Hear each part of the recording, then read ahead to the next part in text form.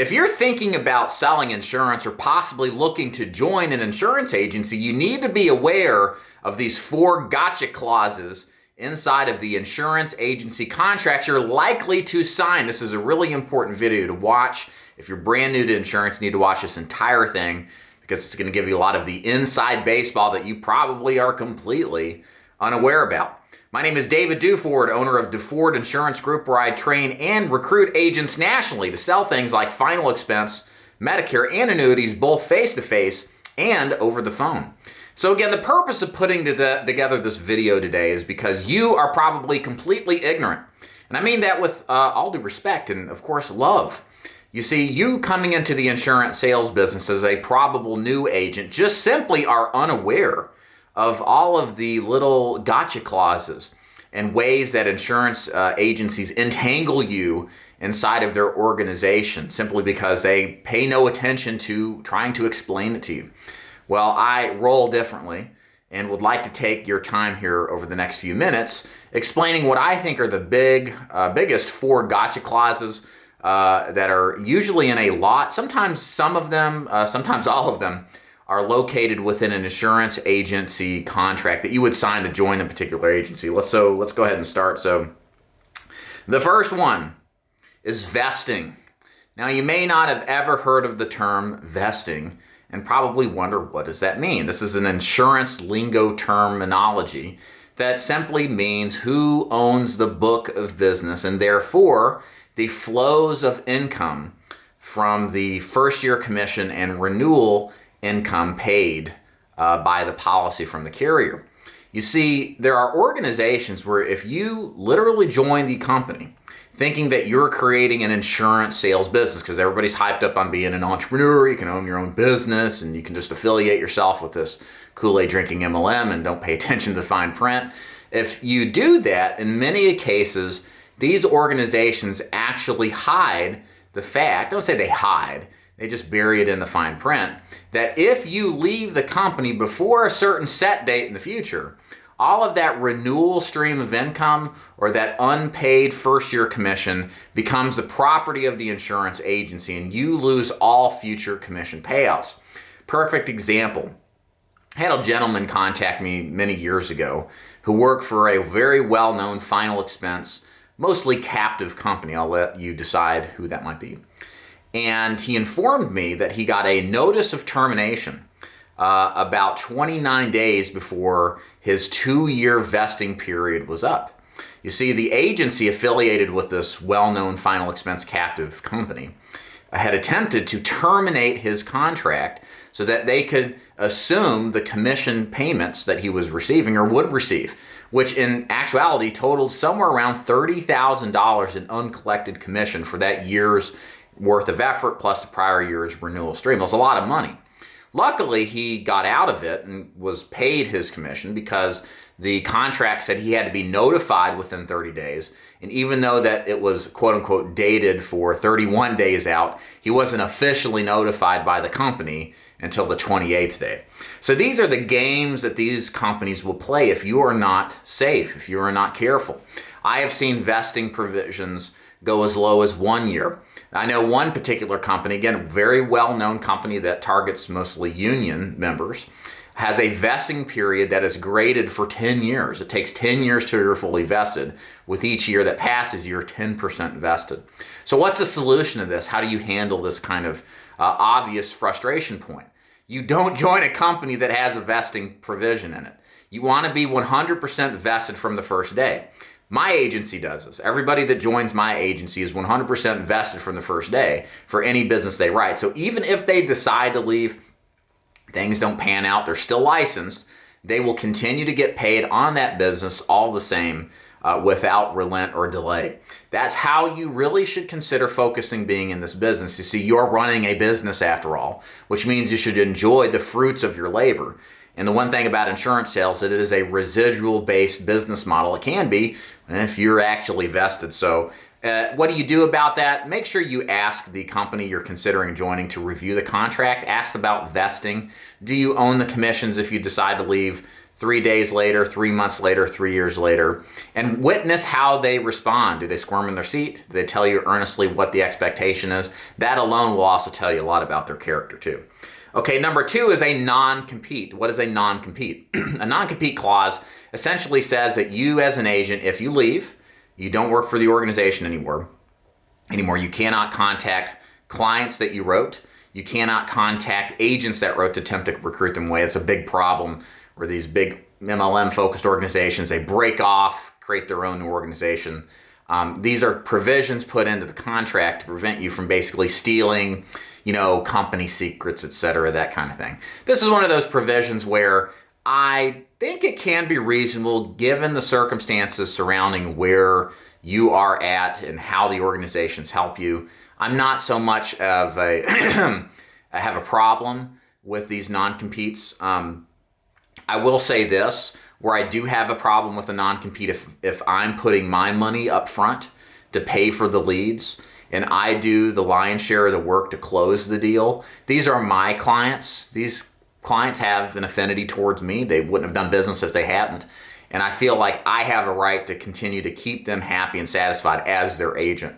So if you're doing all that kind of work, again, just my thoughts for what it's worth, I wouldn't put myself in a non-compete situation like that. Now, if I was getting the leads provided, they were free, well, there's a little compromise there because the agency's providing you service and there's a little give and take there. I think we can all be reasonable there. So I would assess a non-compete situation like that.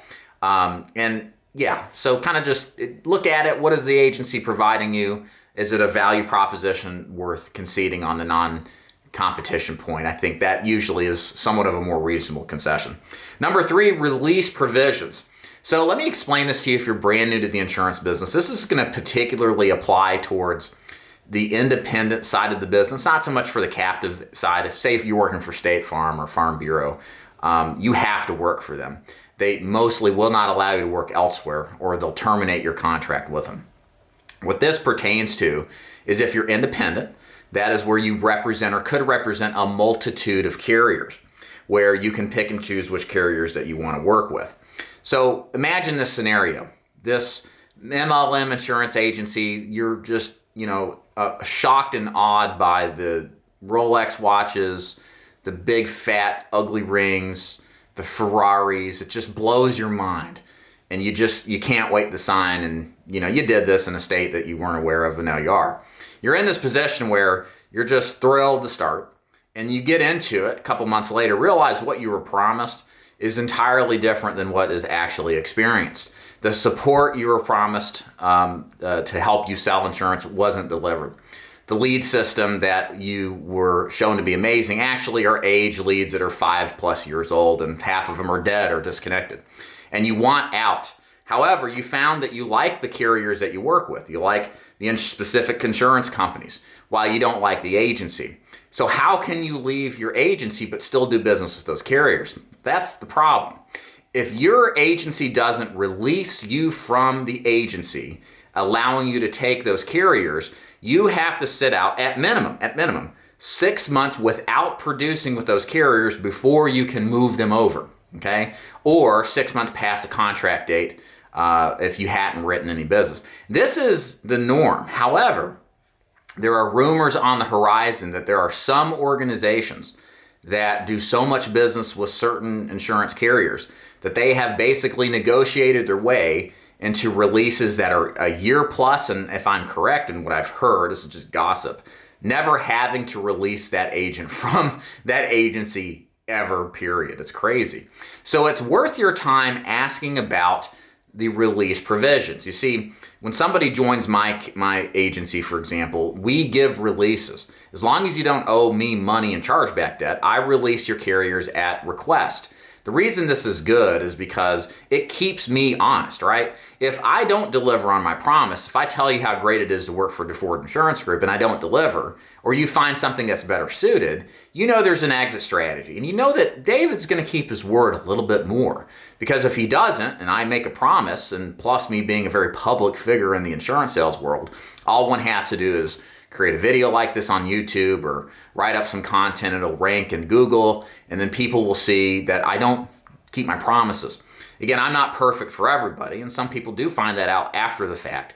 And the worst thing I could think of is keeping somebody held hostage against their will with a carrier they like, but not wanting to work within my organization, because it just doesn't make sense. So always ask about releases. It's always a good strategy, and it's going to take you far in life. Don't get stuck into an agency that doesn't release, and there's a lot of them out there.